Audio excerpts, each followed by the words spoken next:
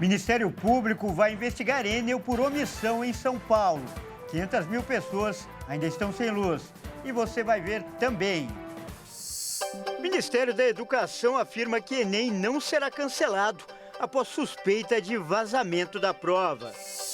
Forças Armadas começam a atuar nos portos e aeroportos para combater o crime organizado. 40 estrangeiros deixam Gaza. Brasileiros, mais uma vez, ficam de fora da lista e não tem previsão para deixar a região da guerra. Hendrick, do Palmeiras, é a grande novidade da lista de convocados da seleção brasileira para os jogos das eliminatórias. Essas e outras notícias você confere a partir de agora no Jornal das 18h30.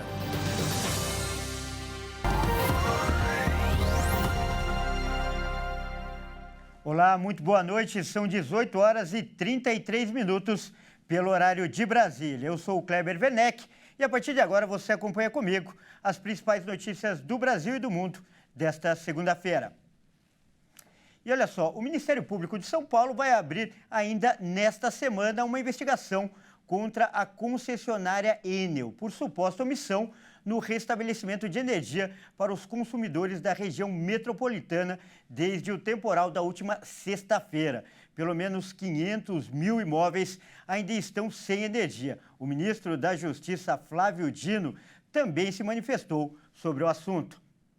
No inquérito do MP Paulista, os promotores querem saber o motivo de tantos consumidores terem ficado dias sem energia e se a Enel, concessionária responsável pelo serviço, tem a quantidade suficiente de empregados para atender às demandas emergenciais nos 24 municípios onde a companhia italiana atua. Na Assembleia Legislativa de São Paulo, a Lesp, a CPI da Enel deve ouvir o presidente da empresa, Max Xavier Lins, no dia 22 de novembro. Já o ministro da Justiça, Flávio Dino, disse em suas redes sociais que já orientou o secretário nacional do consumidor, Vadi Damus, a cobrar formalmente o imediato restabelecimento e reparação dos danos que os consumidores paulistas sofreram no período de interrupção do fornecimento de energia elétrica. Damus confirmou que já preparou a notificação à Enel e que está tomando medidas para monitorar os danos causados, orientar a população e mitigar os prejuízos. De acordo com a Enel, a energia foi restabelecida para mais de 76% dos clientes,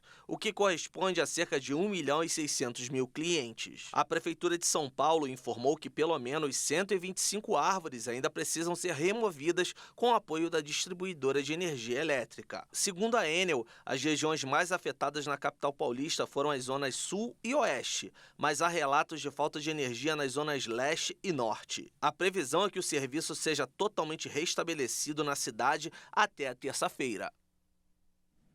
E o ministro da Educação, Camilo Santana, afirmou hoje que o Exame Nacional do Ensino Médio, o Enem, não será cancelado. Essa ameaça surgiu após o suposto vazamento da prova que aconteceu ontem. A Polícia Federal já iniciou as investigações para apurar algumas postagens que foram feitas em redes sociais com o conteúdo do exame. A Polícia Federal afirmou que está acompanhando os trabalhos de apuração interna do Instituto Nacional de Estudos e Pesquisas Educacionais Anísio Teixeira, o INEP, com o objetivo de contribuir com os esclarecimentos depois que imagens da prova de redação mostrando o tema proposto foram divulgadas nas redes sociais. De acordo com o ministro da Educação, Camilo Santana, a polícia está engajada e poderá fazer outra investigação nas próximas horas para identificar a divulgação das fotos após o início da aplicação das provas. Ainda nessa segunda-feira, Santana descartou o cancelamento do Enem, alegando que de forma alguma a prova que avalia os estudantes do ensino médio seria anulada. Apesar dos episódios, o ministro avaliou a aplicação do Enem como bem-sucedida e que as ocorrências foram pontuais e cometidas por adultos. Durante a aplicação da primeira etapa, a Polícia Federal prendeu ainda 26 pessoas que se inscreveram para o exame e tinham mandados de prisão em aberto. O estado com maior número de prisões foi Minas Gerais. A segunda etapa será no próximo domingo com questões de matemática, química, física e biologia. E olha só, começou a valer nesta segunda-feira o Decreto de Garantia da Lei e da Ordem, a GLO, em portos e aeroportos do Rio de Janeiro e também de São Paulo. A operação deve durar até maio do ano que vem. No primeiro dia da garantia da lei e da ordem no Rio de Janeiro, militares da Marinha e agentes da Guarda Portuária montaram postos de fiscalização nos acessos ao Porto do Rio e todos os veículos eram inspecionados. Cães farejadores também estavam à disposição. Quem chegava ao porto a pé também era abordado. Segundo o ministro da Justiça, Flávio Dino, a GLO não se trata da substituição das polícias estaduais pelas Forças Armadas, mas sim de uma tarefa de fiscalização que impacta simultaneamente a segurança nacional e a própria soberania. A GLO foi autorizada pelo presidente Luiz Inácio Lula da Silva no dia 1º de novembro. A medida abrange no estado do Rio de Janeiro os portos da capital fluminense e de Itaguaí e em São Paulo o terminal de Santos. Os 2 aeroportos atendidos pela iniciativa são o de Guarulhos, na Grande São Paulo, e o do Galeão, no Rio de Janeiro. De acordo com o Planalto, os Ministérios da Justiça e da Defesa vão apresentar um plano de modernização de atuação da Polícia Federal, Polícia Rodoviária Federal, Polícia Penal, Exército, Aeronáutica e Marinha, visando melhorar a atuação em portos, aeroportos e fronteiras. Ao todo, segundo Dino, serão empregados 3.700 militares das Forças Armadas. Bom, e agora a gente muda de assunto para falar de economia. O Desenrola Brasil já ajudou a renegociar mais de 22 bilhões e meio de reais em dívidas entre os meses de julho e novembro. Os dados são do Ministério da Fazenda. A soma inclui os valores renegociados diretamente com os bancos na primeira fase do programa, a faixa 2, e os acordos feitos diretamente pelo site da iniciativa, lançado no dia 9 do mês passado. Na primeira etapa, 2.200.000 pessoas foram beneficiadas pelo Desenrola Brasil. Por sua vez, essa segunda fase já contemplou 590.000 consumidores e 1 milhão de débitos. Na faixa 2, estão pessoas físicas com renda acima de 2 salários mínimos, o equivalente a R$ 2.640, e até R$ 20.000, que têm dívidas em bancos sem limite de valor. Já as renegociações dessa fase 1 são voltadas a cidadãos que ganham até 2 salários mínimos ou que estejam inscritos no CadÚnico e tenham dívidas de até R$ 5.000. O Desenrola Brasil é um programa de renegociação de dívidas idealizado pela equipe econômica do ministro Fernando Haddad. A ideia é que, com os débitos quitados, a população brasileira consuma mais e movimente as finanças do país. E atenção a essa notícia de utilidade pública. A partir de hoje, a nova carteira de identidade deve começar a ser emitida em todo o país. O novo documento, que tem o CPF como número único, vai ser válido para todo o Brasil. O novo documento não tem mais o número do Registro Geral, o RG, apenas o do CPF, o Cadastro de Pessoas Físicas. A primeira via e a renovação do documento são gratuitas, mas quem perder o documento e precisar tirar a segunda via vai ter de pagar uma taxa estipulada por estado. A renovação não é obrigatória. A substituição poderá ser feita de forma gradual e gratuita até 2032. O governo federal determinou o prazo até esta segunda para que todas as unidades federativas passem a emitir a CIN, Carteira de Identidade Nacional. Até o mês passado, 12 estados já faziam essa emissão: Acre, Alagoas, Amazonas, Goiás, Mato Grosso, Minas Gerais, Pernambuco, Piauí, Paraná, Rio de Janeiro, Rio Grande do Sul e Santa Catarina. A adesão começou em julho de 2022 pelo Rio Grande do Sul e já foram registrados 2 milhões de novos documentos. O novo documento está disponível nos formatos físico e digital. A versão física é produzida em papel moeda. Além das marcas d'água na imagem do território nacional e no brasão da República, foram mantidos detalhes de segurança em sigilo. Os documentos de identidade nos modelos antigos são válidos até 28 de fevereiro de 2032.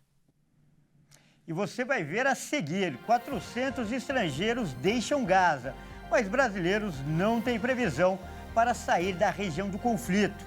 E ainda, Henrique do Palmeiras é a grande novidade na convocação da seleção brasileira. Nós voltamos em instante.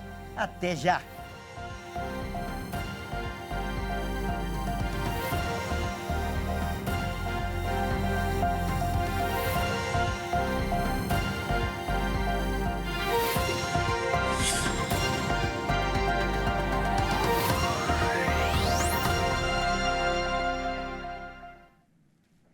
E nós estamos de volta com o segundo bloco do Jornal das 18h30 e ao vivo.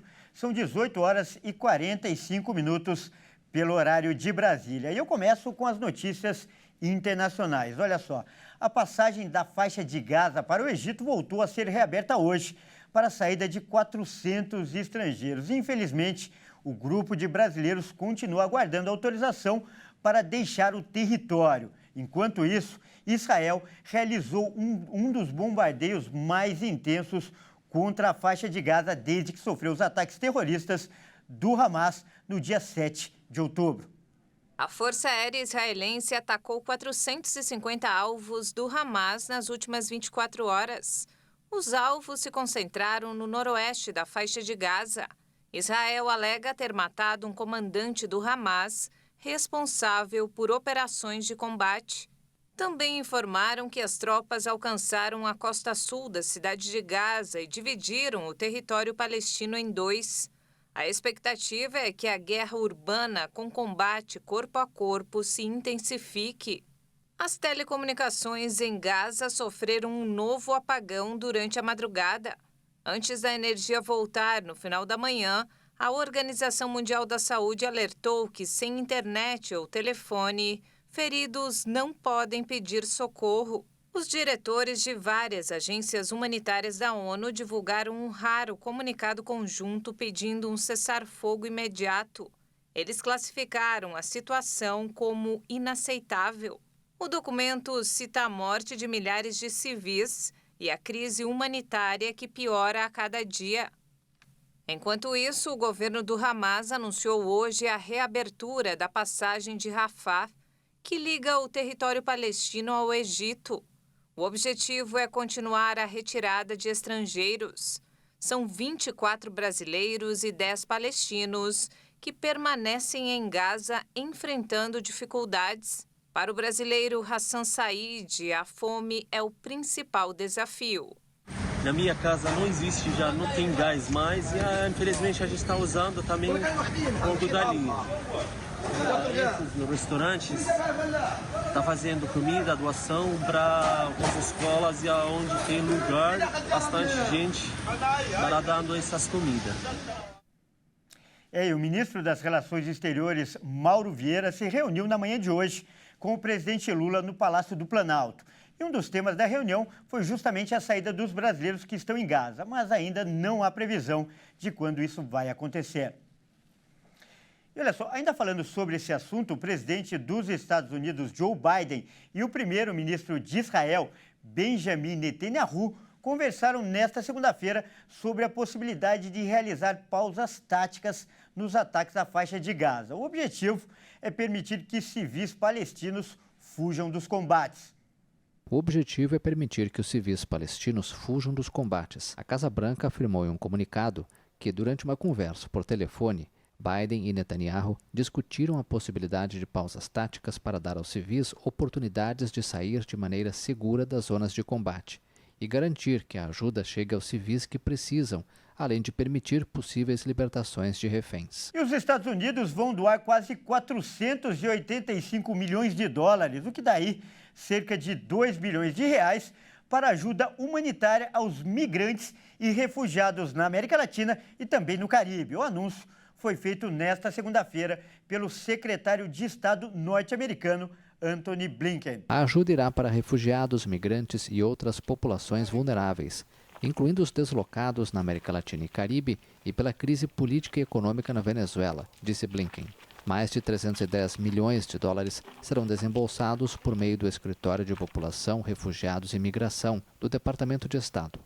Outros 174 milhões de dólares serão por meio da Agência dos Estados Unidos para o Desenvolvimento Internacional. A migração foi um dos temas discutidos na primeira cúpula de líderes da Aliança para a Prosperidade Econômica nas Américas. O evento foi realizado na última sexta-feira na Casa Branca. A migração é um grande problema para o presidente americano Joe Biden, candidato à reeleição nas eleições presidenciais do ano que vem. Segundo dados oficiais, a Patrulha de Fronteira dos Estados Unidos realizou mais de 1.750.000 interceptações de imigrantes entre janeiro e setembro deste ano.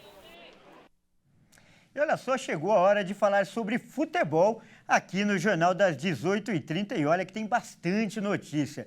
Tem seleção brasileira, tem o Brasileirão, que aliás está pegando fogo, e também tem, é claro, a festa do Fluminense. Mas quem traz todas essas informações é o Leonardo Félix.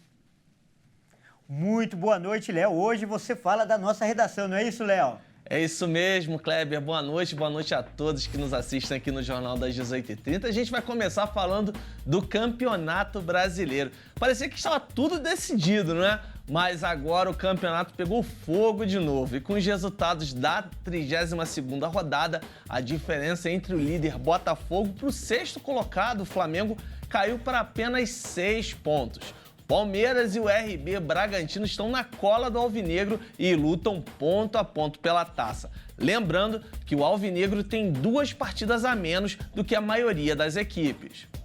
Lá em Barueri, o Verdão fez o dever de casa e bateu por 1-0 o Atlético Paranaense e engatou a 5ª vitória seguida. No embalo do garoto Hendrick, o Palmeiras segue firme na caça ao Botafogo, agora com os mesmos 59 pontos. E a surpresa do campeonato, sem dúvida, é o Massa Bruta, que bateu o Corinthians por 1-0 em Bragança Paulista e vem em terceiro com 58. O trabalho do técnico Pedro Caixinha é notável e merece aplausos nesse Brasileirão. A gente acabou de ver também imagens do Grêmio, que vem bem em 4º lugar com os 4 triunfos em sequência. A vítima agora foi o Bahia, lá em Porto Alegre. E o Flamengo também começou a se recuperar, voltou a vencer. Ganhou do Fortaleza por 2-0 lá no Castelão, mesmo sem jogar bem. E a gente acompanha imagens aí agora do triunfo do Bragantino sobre o Corinthians, chegando aí aos 58 pontos. Voltando a falar de Flamengo, é necessário melhorar e encontrar equilíbrio sobre o comando do Tite. E tocando o barco aqui, a gente fala sobre mais partidas que fecham a rodada. Daqui a pouco, às 7 da noite, Vasco e Botafogo jogam em São Januário, lá no Rio de Janeiro. O resultado interessa tanto às equipes que lutam para fugir do Z4, quanto aos que buscam o título e uma vaga direta na Libertadores. Esse jogo é de altíssimo risco para o líder Botafogo. E às 9 tem Santos e Cuiabá, lá na Vila Belmiro. Vamos mudar de assunto falando da convocação, não é verdade, Kleber? É isso aí, Léo. Agora há pouco você falou dos embalos de sábado à noite do Hendrick, né? E hoje teve a lista de convocados do Fernando Diniz. E eu quero saber de você quais foram as grandes novidades, Léo. Além do garoto Hendrick, que realmente vem muito bem, vem tendo uma sequência sob o comando do técnico Abel Ferreira no Palmeiras, vem jogando as últimas partidas e produzindo em campo, foi responsável por aquela virada histórica sobre o Botafogo. Ele vem aí com essa oportunidade merecida, não é verdade? Além dele, teve o retorno também muito importante do Douglas Luiz, aproveitando aí o espaço deixado pelo Casemiro, que está lesionado, assim como o Neymar, essas 2 ausências na convocação. Também tivemos o João Pedro, que é um garoto, saiu muito cedo aqui do Brasil, saiu do Fluminense e foi treinado pelo Fernando Diniz na sua primeira passagem ali entre 2019 e 2020 no Fluminense e passou pelo comando então do Diniz. E o João Pedro é lembrado, vem muito bem lá na Premier League, jogando agora no Brighton.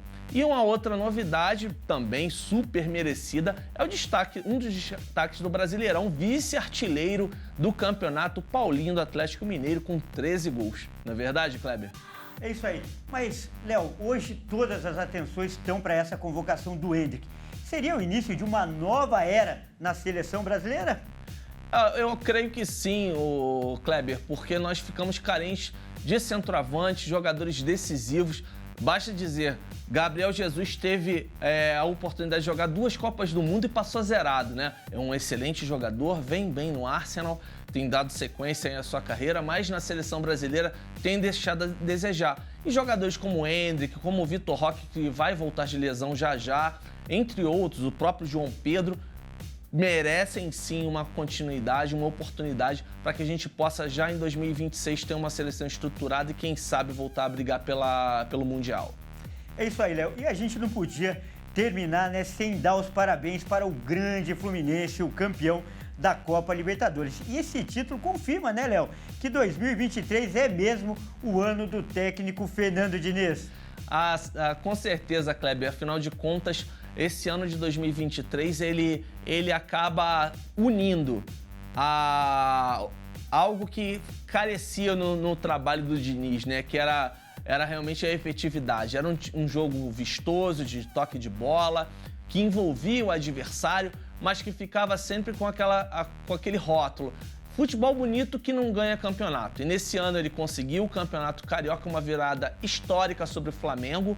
E neste último sábado, a apoteose, né, dentro do futebol sul-americano, que é a Copa Libertadores da América, esse placar de 2-1 sobre o Boca Juniors, que consolida, sim, o técnico Fernando Diniz como um dos melhores do nosso futebol brasileiro, tanto que foi escolhido para ser a opção como técnico, sucedendo o Tite, não é verdade? E aí a gente pode analisar se realmente é necessário vir o Ancelotti ou algum outro treinador, quem sabe dando uma sequência para o Diniz, assim como ele teve no Fluminense agora, mais de um ano no comando, conseguiu finalmente os títulos, unindo bom futebol com resultados, isso que é o mais importante, que realmente ele precisava. Muito bem comentado, Léo. O Diniz, ele personifica esse mantra da torcida do Fluminense. Quem espera sempre alcança. Mais uma vez eu agradeço aí a sua participação e quarta tem mais esportes aqui no jornal, né, Léo? Combinado, Kleber. Estaremos de volta aqui com mais informações do futebol. Com certeza, rodada quente, grandes duelos do Brasileirão. Tem Flamengo e Palmeiras, hein? Então é isso aí. Mais uma vez, muito obrigado e até quarta. Até quarta. Grande abraço, boa noite a todos. Bom, é isso aí. O Jornal das 18h30 fica por aqui. Eu agradeço demais pela sua companhia e convido a continuar ligado em nossa programação. Uma ótima noite e até amanhã.